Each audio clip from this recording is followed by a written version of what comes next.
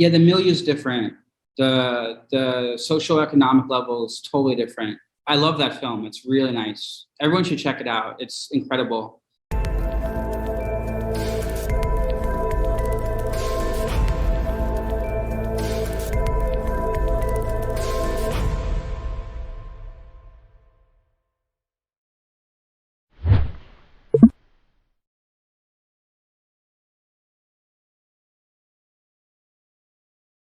So this one, the first film, it was like Brillante Mendoza style. So the look of it, the treatment was very much like in the vein of how he works, and he was very kind of present.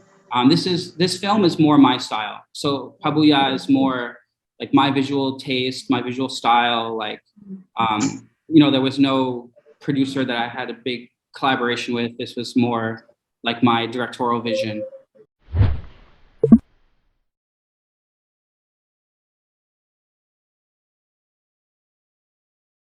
I think my answer is the same, but it's more nuanced now. I understand that. I think a lot of the actors here under. Can you hear me? Yes, we can hear you. Okay. I think the actors understand that there isn't as much time to kind of discover the character or the role, or the beats like while you're filming. So for me, my experience with the actors on this film is like they do all the prep work before you roll. So they've kind of done all their work before we go. But in America, sometimes you find it on the fifth take, you find it on the sixth take. Here we don't have the luxury to do that. So they ask a lot of questions before. They do the prep when they have the script, with the wardrobe, when they go over with the script supervisor, the lines, then they throw lines at each other. So for me, it's still a bit similar, but it's more nuanced. Now I see the process as being more in the prep, which I really like.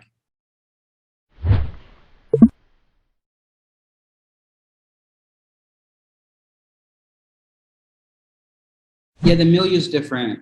The socioeconomic level is totally different. I love that film. It's really nice. Everyone should check it out. It's incredible.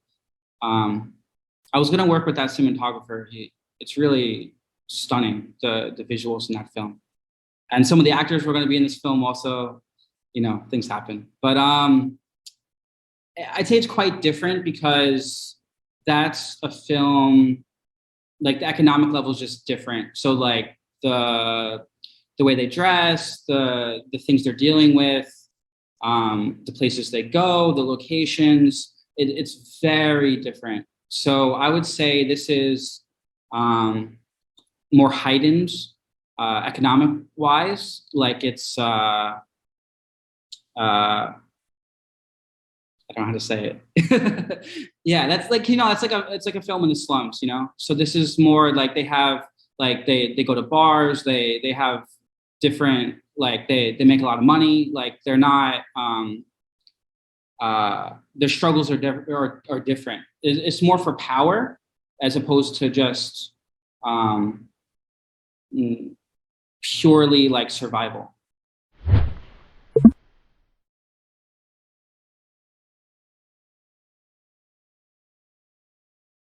I'm very inspired by Filipino films.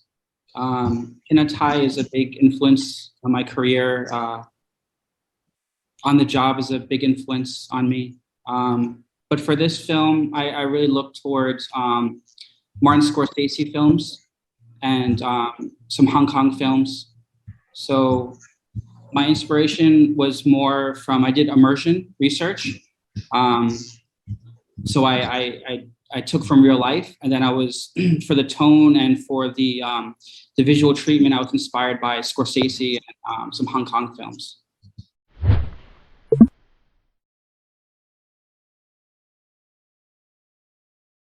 It's not like a parallel narrative or anything, but I'm deeply inspired by Mean Streets. I really like Scorsese's first film. I think I'm early in my career, so I look to a lot of a lot of directors' first films, like Wong Kar-wai's first film and All right. Scorsese's first film, and I also look to Goodfellas and All right. uh, his whole catalog is very inspiring to me. So why is the title Pabuya? Is there a reward for Diego's head in this film, or for Diego, someone who will capture him? Yeah, so the film is about basically these two rival gangs. They get into they're in the middle of a turf war, and Diego's character kills a member of the rival gang of Felix Rocco's gang, and Joe. The character's name is Jojo, and he winds up being an undercover police officer. So basically, the police offer a cash reward to catch Pepe, to catch Diego's character, and then Jojo, his gang also. They put up a cash reward also to catch him. So the film's about loyalty. It's about betrayal. So it's like when they put up this big cash reward, like who's going to stay loyal, who's going to betray him. Yes. So that's why the film is called Pabuya. I also thought it's like, a little ironic because yes. He's so loyal. He's so good to everyone, and he's so caring. The character of Diego. Yeah, he's so kind of loving and good to everyone, but then he's still betrayed. So it's kind of it speaks to the theme of the film. All right, thanks. It's like it's like his reward for being good is like what happens. So you have to watch the movie, but the title is also a little bit ironic because it's like reward, but then it's like what he's rewarded for. So yeah. And so it wasn't found story. So it wasn't, I knew the story before I did it. I just went to get the details. So there was an actor that was on Pusoy that is very close with some gang members, and they were generous enough to invite me and protect me and go with me. So I just spent like a whole day and night with some people, and we drank and we talked, and they told me stories, and I told them stories about my life, and they told me stories about their life. I watched what they drank, how they dressed, the girls they were with, how they interacted with the women, how they interacted with each other. So I had like a list of questions, and I kind of over many hours like tried to nonchalantly bring them up, and I guess it was kind of obvious when I brought it up, but they would answer my questions and they would show me things, and yeah, it was really helpful, because I really wanted to nail the milieu and the economic level. Like, there's films like Sitio Diablo, which is fantastic, but that's like a different economic level than this film. So I just wanted to be really specific about like the amount of money they make, the way they act, the level of kind of money they have and their needs and wants and the characters. So yeah, I kind of, for me, just those details were super important. It wasn't as much about guiding the story because for me, I knew what the story was. I just wanted to be accurate on those things, those details.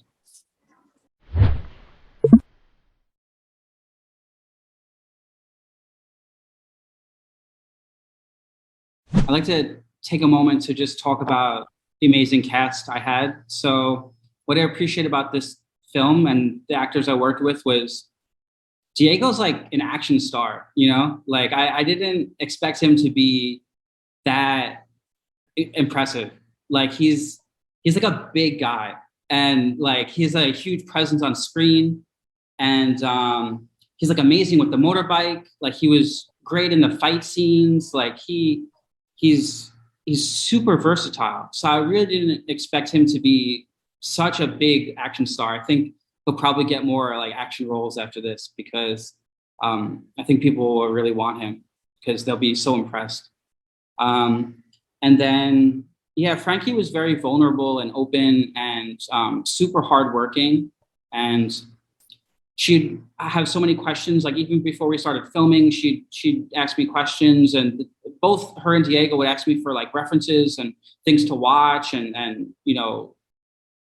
things to look at. So the preparation was really incredible. And then, someone like Felix is like amazing to work with because sometimes I barely have anything to say to him because he just like gets it. So it's so nice to like and Allie also. No, sorry, not Allie. Jean. Her character's name is Allie, but Jean Kylie.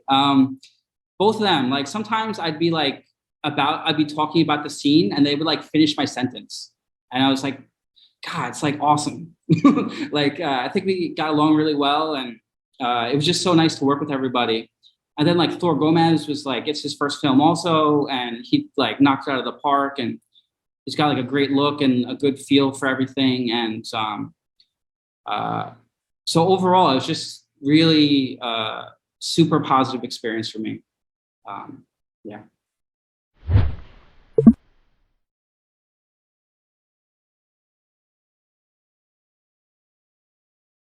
Yeah, I have there's three movies I'm pitching. I have one that we'll be doing next, which I'm super passionate about. I'm super excited about. I can't announce it yet though because it hasn't been greenlit. But I have another film that's super exciting. Challenges, yeah, there were many. It was, I think we all bonded really well. I'm super collaborative, like everyone keeps mentioning. Like I ask a lot of questions of the actors. I like them to. They can change the dialogue. They can make the characters different if they want. As long as it falls within the story structure. Like as long as they don't change the amount of money or whatever. Like they can. I like to let them have their own ideas, and it's nice because everyone was really smart. So everyone's suggestions were really good. The challenges were more like off screen, like our hotel was haunted. So people it's like we're shooting at night and then people can't sleep. So it's like very stressful. Like, and I'm like a foreigner, so I don't believe in ghosts. So I'm like confused. I'm like, ghosts, like what? But then like people are telling me like, no, it's like it's a big thing. So I was like surprised. I was like, ghosts, like I don't think I slept the whole time today.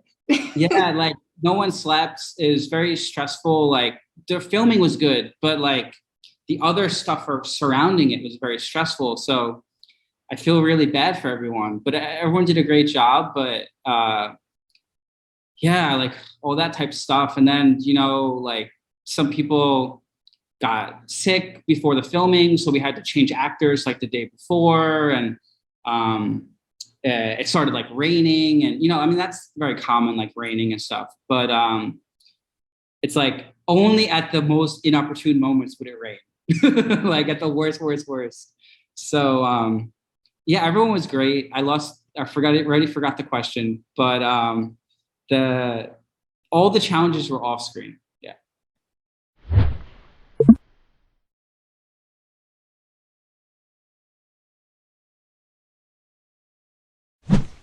I shouldn't really announce this because the paperwork hasn't been signed, but I've been offered something that's a really great opportunity, and it's very exciting, and I already celebrated, but I haven't signed the paperwork yet. But I'm going to be making films here for at least the next 3 years, and that's very exciting.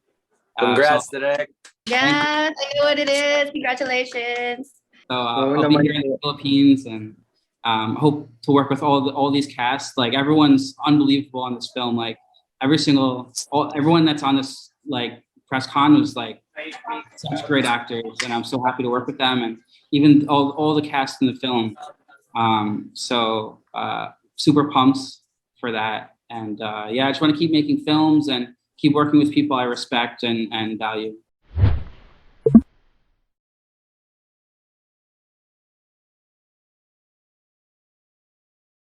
Yeah, so I went to New York University, Tisch Asia in Singapore to get my master's degree in film.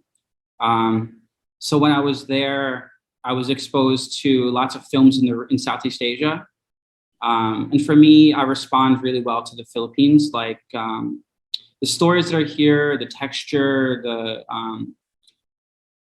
the ability to make films. You know, like other countries, they don't make as many films as here.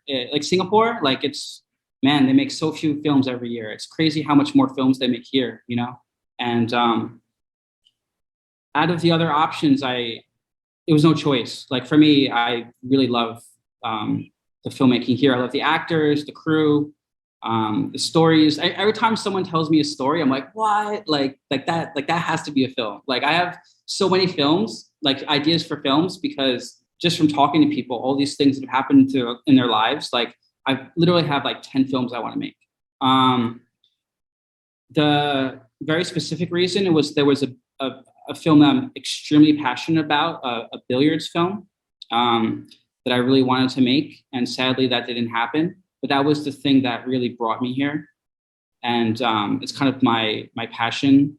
I want to make that film one day. But how I got into Viva Max was I was talking to a producer. I don't know if I should mention names, but there's this wonderful producer named Alan Berg-Ang. He's one of the top independent producers here. He just did like Plan 75, the Japanese co-production. He does all these really wonderful co-productions with other countries. And I was telling him about the films I wanted to make, and he mentioned that one of them, Viva Max, might be interested in. And then I changed the story a little bit in his with his suggestions, and that became Pusoy. So that's how this all happened. Yeah. And now you have a new contract. Oh, that's not official. I'm just saying I'll be here. I can't say anything official. I'm just saying I'll be in the Philippines for the next 3 years making films.